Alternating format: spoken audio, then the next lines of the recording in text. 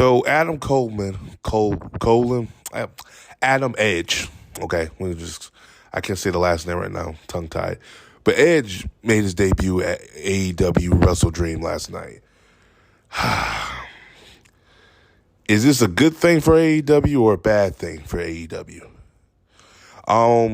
Honestly, it's a good thing and a bad thing. It's a bad thing because no, let's talk about the good thing first.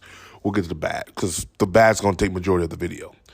The good thing is it gives more buzz to AEW because lately AEW has been very negative with the Punk situation, how botches they've been having, the John Moxley concussion, the way that was done with the referee. It's just been bad after bad after bad. And it's weird. AEW, when they get one bad story, there's another one that comes out. If it ain't the same story, it's a different story. And it's always something. The backstage politics has been tight-lipped, and I have a feeling that's what's going to be the next several months because I think Tony must have went to the Bucks and Tony must have told Sammy and all them, look, y'all need to chill out. We got rid of Punk. Punk's no longer here, so there should be no more issues. But again, when Punk was gone, there was issues.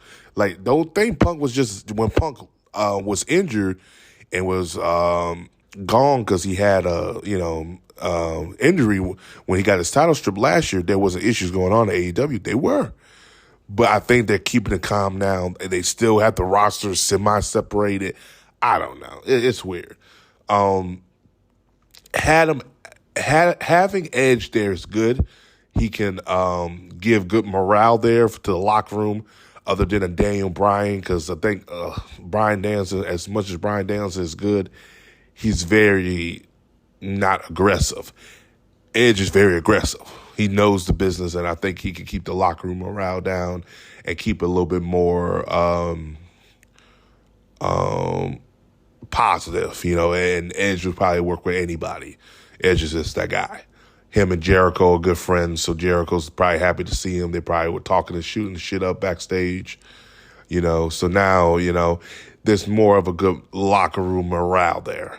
And like I said, he can bring up the locker room morale. And again, it gives AEW buzz. Now people are talking about him again because nobody really was talking about AEW. Because people were talking about WWE, and they were talking more about when is CM Punk coming, the new TKO merger, Jay Cargill going. So WWE has some buzz going on for several weeks. The negative is Tony Khan hiring the ex-Con. Well, no pun intended, ex-WWE guy. And it's like, that's been the thing. It's AEW slowly becoming TNA. And, I hear the comparison, it could be. It's what Tony needs to do with this acquisition is have Edge feud with people, put over people, and make them legit stars. MJF is the hottest thing right now. Of course, Adam and MJF are going to go toe-to-toe with each other, especially on the microphone. He needs to put Jay White over, which we all know he's probably going to do. He needs to make sure MJF comes out looking good in his feud, which he's going to do. And he needs to start, like Adam needs to be there to put people over.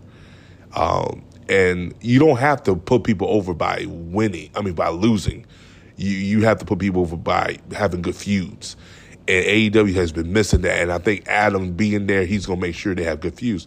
Say what you want about the Judgment Day feud when it started off. By the end of it, Edge had a good feud with the Judgment Day. He put majority of those guys over.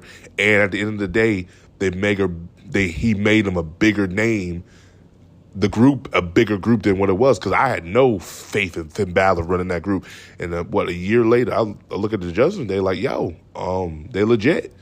Even though that's a real group, but at the end of the day, I can look at Finn like Finn did his work, because when you see Finn Balor, you think of Smiley Finn, and you think of Prince Devitt.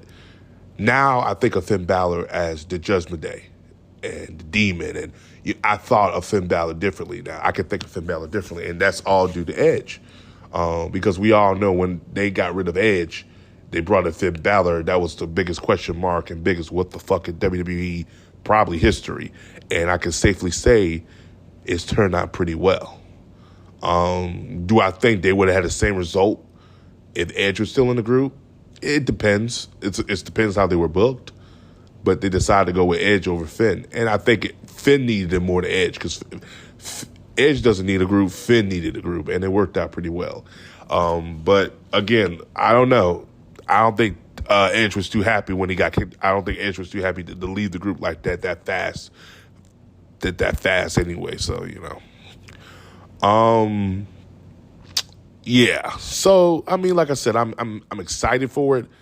I'm enthusiastic for it, but I gotta be very cautious with it. Like I said, it's a good and a bad. Let's take the good more so than the bad, and hopefully Edge can do something in AEW and keep the buzz going. Because it's Christian Cage is killing it as Father of the Year for me. So yeah, as always, guys, like, subscribe, peace, have a Johnson day. The outro will let you out.